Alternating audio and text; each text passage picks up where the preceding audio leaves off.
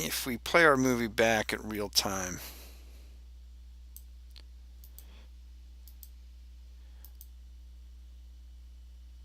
it's a little slow. That's a little drag. It doesn't quite snap. So specifically, let me change the time to half time to 12 frames per second. What you'll see, I think, is watch when the pellet. Okay, so the needle closes and then the pellet comes out. Watch one more time. The needle closes and then the pellet comes out. Let's go even a little closer. One more time. The needle closes and then the pellet comes out. We want to get those two things more in sync, and we want to have the whole thing happen a little quicker. I'm going to use the graph editor inside the animation editors to try to modify some of that speed.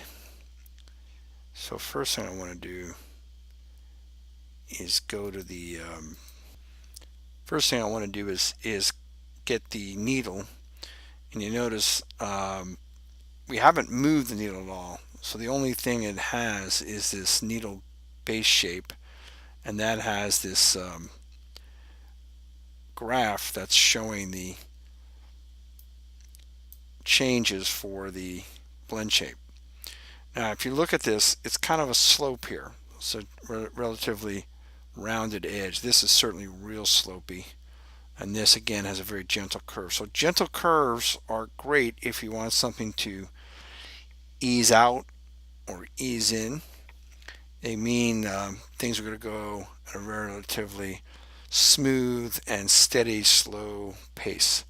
Since we want things to be a little snappier, what I'm going to do is grab that point and then go under tangents and say break tangents. Break tangents is kind of like using the option key in Illustrator. I can then grab those points independently and make square or sharp angles so things are a little more abrupt. Okay. See, if I don't, if I go like this, what I've done is I've made that a much slower, smoother action. And if I go like this, I'm still balancing that thing slow and smooth. But if I break tangents, now I can go for an angle. So that should be a lot crisper, more abrupt. So keep in mind that what you're looking at with this graph is time versus change. In this case, it's really translation. But so if it has a very slow or gentle curve, it has a lot of time, or relatively speaking, it has a much longer period of time versus this more abrupt. Now the other thing I notice is the whole thing is just a little slow in terms of the time it's taking for this. If I scrub it, the time it's taking for this to open and close. I just made it too long. So what I can also do is grab these, maybe drag a box, grab those points, and I'm going to middle mouse drag, and I have to be careful I stay straight along this line. So what I've done now is I basically said that the time that the software now has to calculate the change from here, where the pellet is just kind of starting its spread of the needle, to here, where it's getting just about to the end of that. That's all changed, been shorter, and I think what I'll do is I'll even shorten this a little bit more so that when it leaves, it has less time. Now I can again adjust these. I don't want this little dip here, so I'm going to adjust these handles. Sorry. Okay, so that I've got a shape more like that. Alright, so let's see if we can tell any difference here.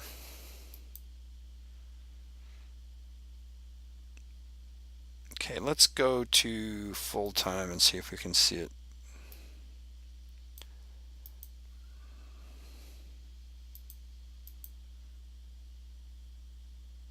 So it came out faster. The only problem is now um, opens and closes, but it's still too delayed. The time between when it closes, see, it's gonna come through, closes, and then the pellet sits there because now we've changed that, and finally the pellet shoots out. So we got to get the pellet to shoot out faster. So we actually want, this is where the close is, and this is where it begins to open. So we actually want it to shoot out there. So this is a spot where we actually gone too small, right? We squeezed it a little bit. So I really want it to shoot out just before it gets there, and then come back open a little bit. Okay, so I'm going to go right about there. And that's at frame 40. Okay, so if I click on the pellet and I say view frame selection, this is what frame 40 shows me, or actually this is the path for the translation in the z-axis actually. Now you notice when I click this number, I see really what I'm actually seeing here is both the x and y. There's a straight line that indicates nothing's happening. So that's not a big deal here, but often if you have a relatively complicated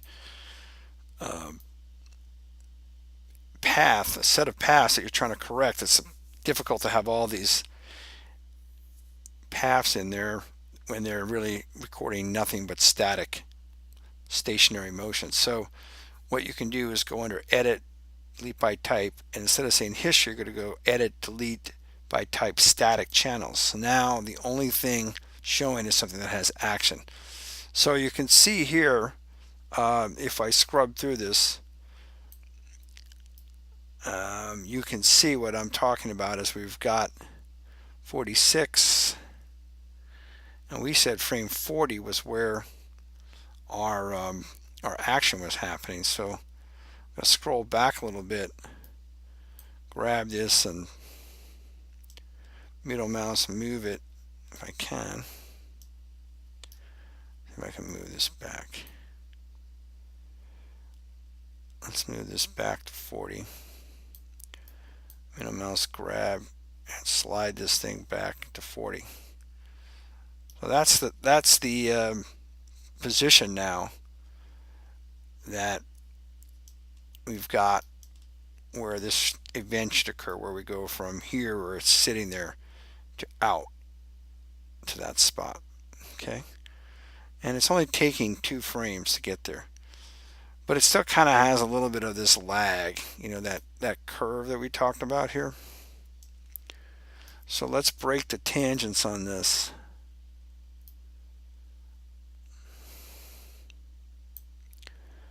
And make this a very sharp. And this is going to be really tough to see because we only have 2 frames that we're working with. In other words, if we had more time to allot for this change, it would be more dramatic when we do this, but that should make it a little more abrupt. And let's go back to our movie here a little bit and play this. So if you notice, it shoots out a little quicker now. And it shoots out in conjunction or in sync with the closing of that pellet. Okay, so that's just a little quicker. The graph editor is going to be a big, friend as you get into other things. When you find things are too fast, you can increase the slope to make a more gradual change. You can increase the distance between points so that you get a more